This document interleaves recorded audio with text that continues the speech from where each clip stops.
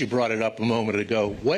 With Aaron Rodgers, what is going to be your process as a coach to determine if he's going to be your quarterback next year?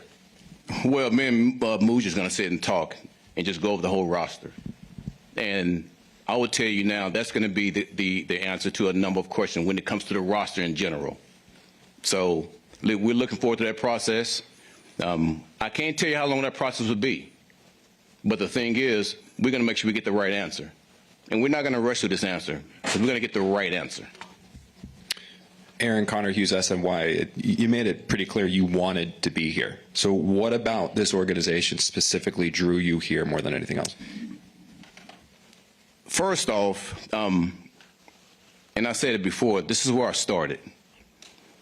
And you can't write a better story than that, because this is my start for a number of situations. Again, as a player, as a scout, and now as a head coach.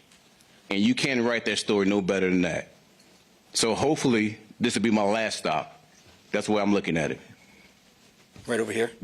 Aaron, Darren, congratulations to you both. Aaron, I want to start with you. My name is Crystal Rich, WCBS. I want to take you on a little trip down memory lane. You spoke about your time here as a player. Your third season, you guys had that one-win season, but quickly turned things around, 9-7 in '97, and then went to 12-4 and had a playoff win. Yeah. What is it about that time? What did you learn in that time about culture building and changing a culture that you spoke about?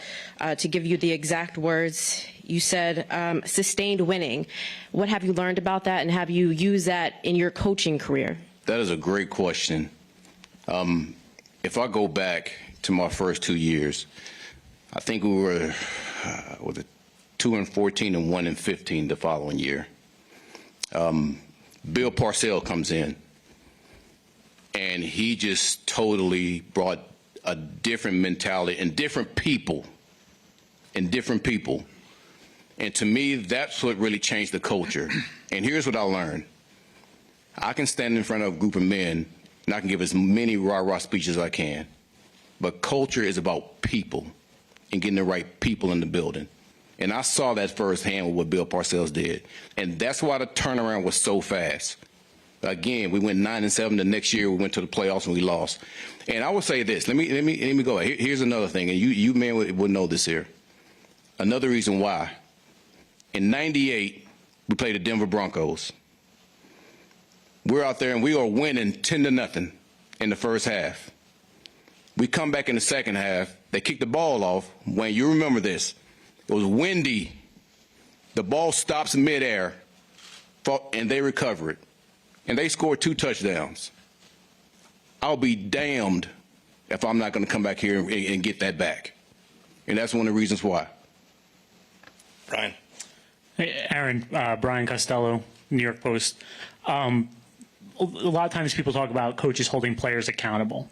What's your philosophy in terms of being hard on players versus, loving them up and being a quote-unquote players coach? Well, to me, there's no such thing as accountability without responsibility. So it's my job to make sure that I let them, what is your responsibility? And once they understand that, and then they know they have to be accountable for that. So it's not like I'm the one that have to tell them that you're wrong. They know it. So we set that standard up front. And players want that. They've been like that ever since college. They've been structured. So it's my job to make sure I set that structure. And after I said it, I hold them accountable for that. And they understand it. Over here, Bruce Beck. Aaron, Bruce Beck, NBC4 New York, congratulations. Thank you. You talked about sustained success. I think the fans just want success, any kind of success. How do you get there? Well, I know sustained success, and that's what we're looking for, because I've lived it. And it's going to take hard work. It's going to take dedication. It's going to take us as coaches to make sure we teach and continue to teach. The small things about this game is what really wins games. The smartest teams win games. Situational awareness win games. It's our job as coaches to make sure we do that, because that's the difference between winning and losing, is the small things that we got to get ready to teach. So that's the sustained success that we'll have. Antoine. Hey, Antoine Staley, New York Daily News. I just want to go back to your journey as a scout in 2012, and just how did that help you land this position today? And just also, did you imagine that you would be in this position now, years from there? Well, I'll tell you a story exactly how that happened. So, 2008, I retired. I take 2 years off to try to be the best dad I can be. Taking kids to school and spending time with my wife. And I can recall looking at ESPN, and I forgot who was playing, but I am cursing the TV out. And my wife tells me, baby, go coach. Go coach. It was like a weight off my shoulders, because that's my passion. And it's okay to want to be a coach. Back then, I felt like I wanted to be a businessman, but I'm a football guy. And once she told me that, I got right in coach. I called Bill Parcells and told him I want to coach. He said, no, you're not going to coach. You're going to scout. I said, I don't want to scout. He said, well, that's what you're going to do, because I think you have a chance to be a head coach. And the best head coaches are really the guys that are best evaluators. So I took his advice, probably the best advice I've had since coming back in this league.